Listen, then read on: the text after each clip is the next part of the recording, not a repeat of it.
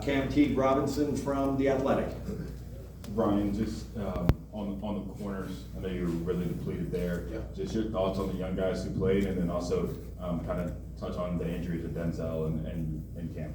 Yep. Again, we're not expecting those to be long-term things, but not having those guys in there and their experience, was a concern going into the game. But Jair and JK have been practicing. They practiced really hard all spring. They practiced all preseason. They've been out there, and we told them right before the game that everybody in the team believes in them, and we do. And they have no fear, and they went out there and played. And they did a really good job. I mean, I don't know what the film's going to show, but I know they competed, and I thought Tim Walton did a really good job getting them ready. And I'm proud of those guys to be able to win a conference game with them in there. Both really, I guess that's their first start each. Over to the left, Lori Schmidt, Columbus Dispatch. Coach, what's the key to getting two running backs going the way you have them going tonight? Well, I think it's just the mentality of we know how long of a season this is going to be, and when you have two guys that you can go back and forth, who are unselfish, who understand what it means to be a team, that's the key. If it starts to become like, what are my carries, what are my touchdowns, what are my runs, then it doesn't work. But Travion and Mayan both have been excellent. Travion's energy before the game was off the chart. You could just feel it. I mean, I felt it in warm-ups. I felt it in the locker room. I felt it coming out of the locker room. And then he ran that way. He just ran hard. He ran physical. He ran with energy. And so did Mayan. Mayan ran hard. So I think we got something good going in that room. You saw Dallin even run at the end. I thought he was running well. But hats off to the offensive line and the tight ends. I thought they really moved the line of scrimmage today against a good defense. Over to the right, Dylan Davis, Delaware Gazette. When you talk about being balanced offensively, is that about as close to perfection as you can get as far as being balanced goes on offense? Yeah.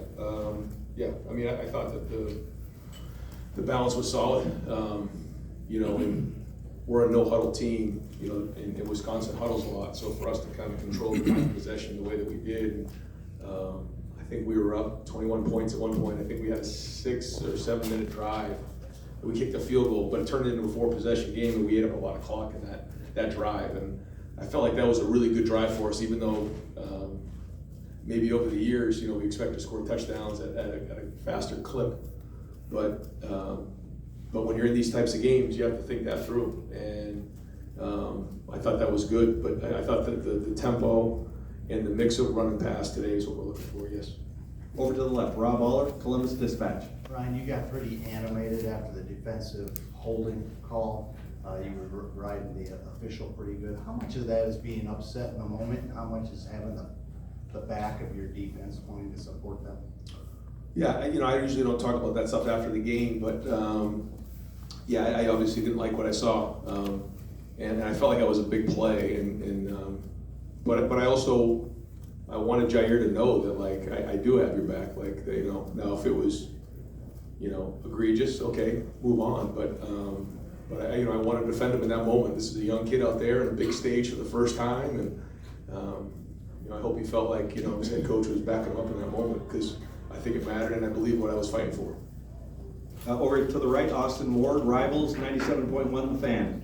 Right, I guess maybe it's a product of how high the standard is that CJ set here, but it didn't feel like he had his best stuff today. Is that now what he can do on an off night? Yeah, I mean, I thought he was really good, in a lot of spots. That's a very good defense, and to throw 5 touchdowns, he was really good, and we had more out there, and the protection broke down on 2 plays in particular that would have been huge plays if we could have executed them better. But I thought the touchdown pass to Emeka was off the charts. I thought some of the other balls were really well done. It's my fault at the end of the half. I'm going to take that. We're up. I think it was 4 scores at that point with 45 seconds to go on inside of our own, 25. Should have just ran it 3 times, listened to the boos running off the field, and moved on, but I didn't. I threw the ball, we got a pick, and then the defense did a great job in sudden change getting a stop right there.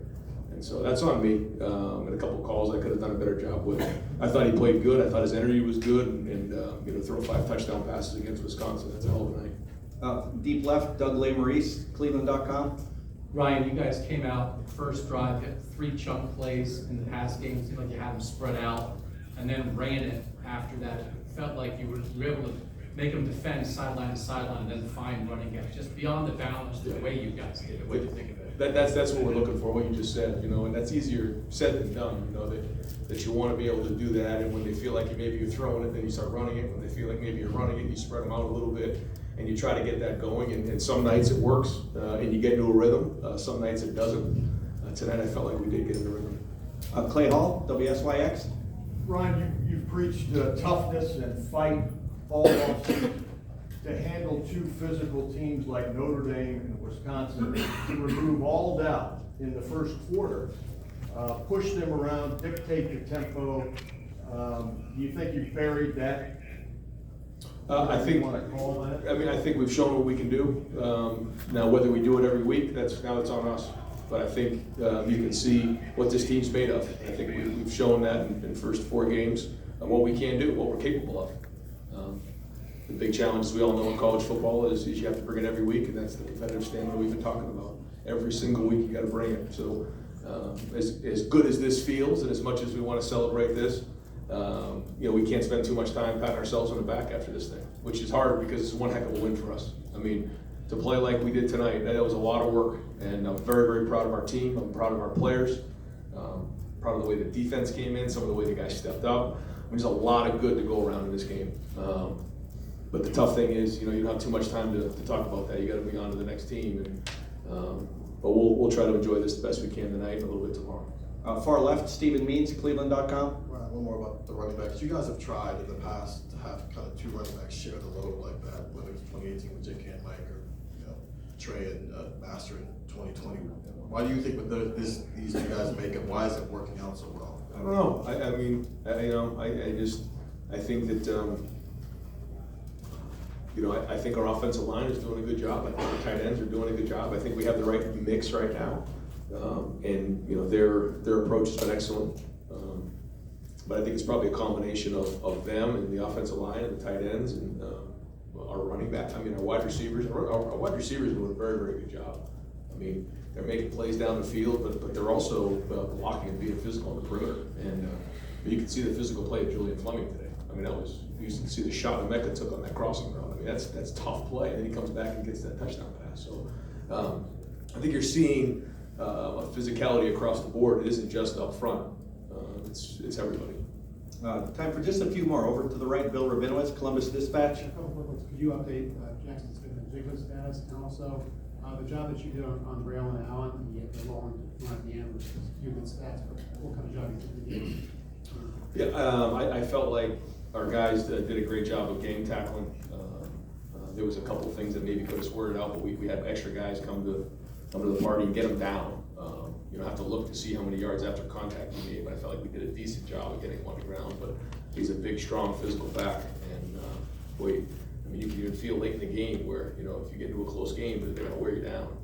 And he's like that. So overall, you know, and we decided to take out some of our starters in that moment, and they hit that long run. So we're going to figure out why that happened, but that was on me. I know, you know, Jim would rather have had his starters in there and didn't stop them right there, but I made that call.